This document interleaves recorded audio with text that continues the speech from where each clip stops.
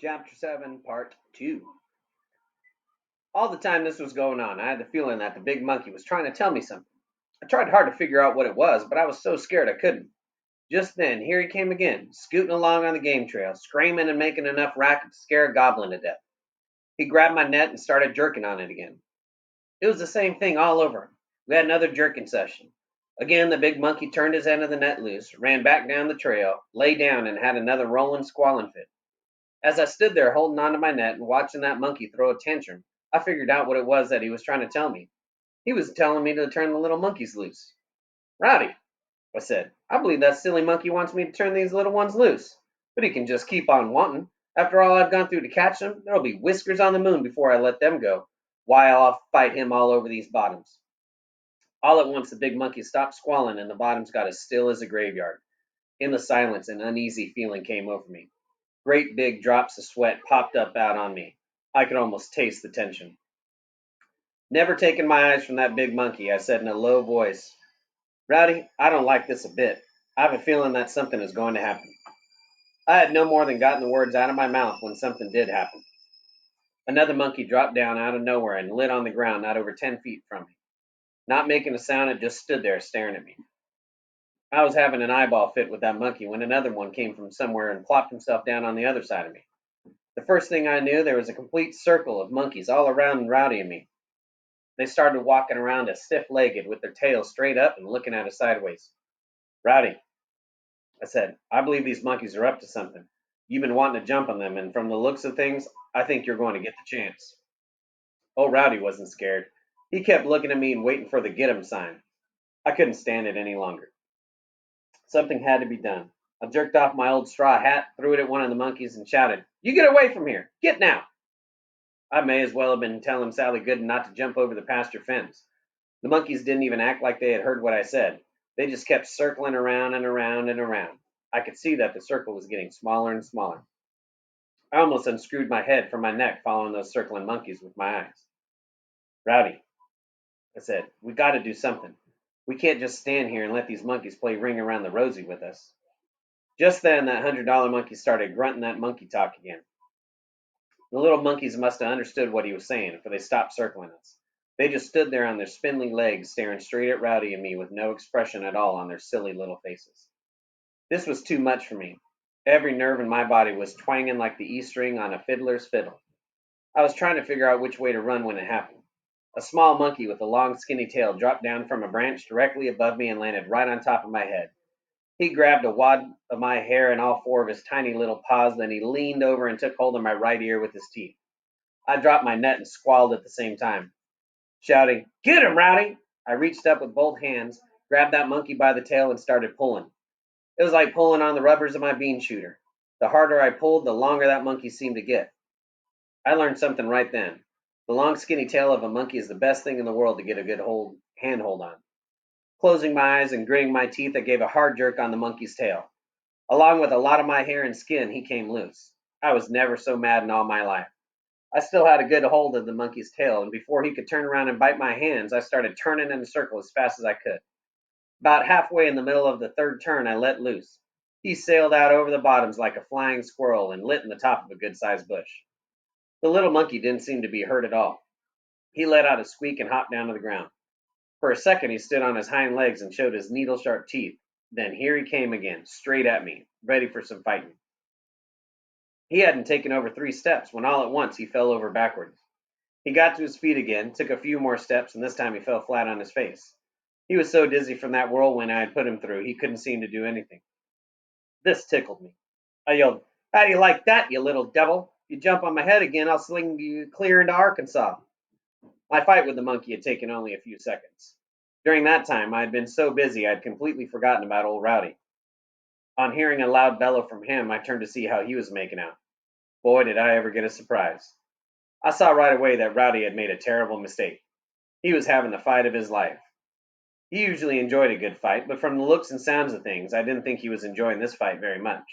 He didn't seem to be making any headway at all. Rowdy was built just right for good monkey biting, and the monkeys had sure taken advantage of this. It looked like every square inch of his hide had a monkey glued to it. His long legs and tail were covered with monkeys. Two of the little devils were sitting right on top of his head, holding on with all four paws, and they had their teeth clamped on his soft, tender ears. More monkeys were lined up on his back like snowbirds on a fence, biting, clawing, and squealing. The hair was really flying. The monkeys were so quick, Rowdy couldn't get a hold of them.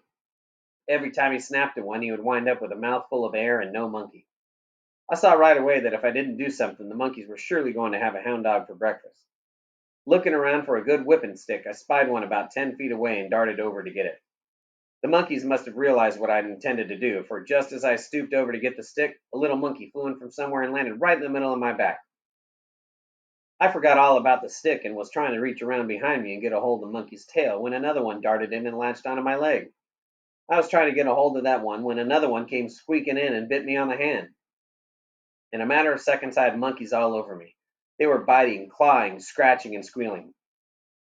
I was hopping all over the place and making more racket than a tomcat with his tail caught in a mousetrap. Just when things were looking really bad for Rowdy and me, from high in the bur oak tree, the big monkey let out a few grunts and a loud squall.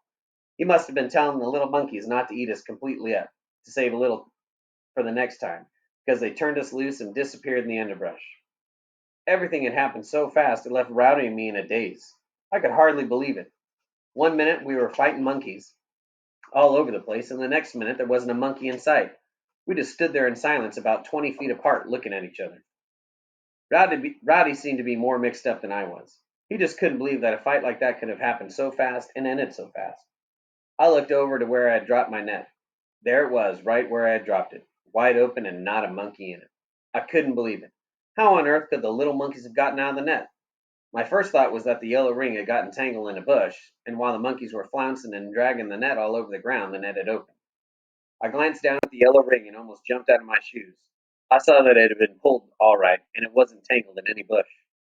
Mumbling to myself, I said, "Holy smokes! I'll bet while Rowdy and I were fighting the little monkeys, the big monkey sneaked in and opened the net."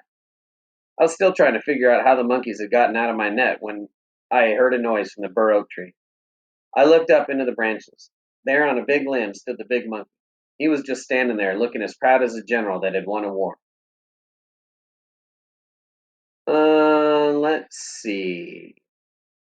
Let's give the general a name. We're gonna call him General JoJo Boogie Pants.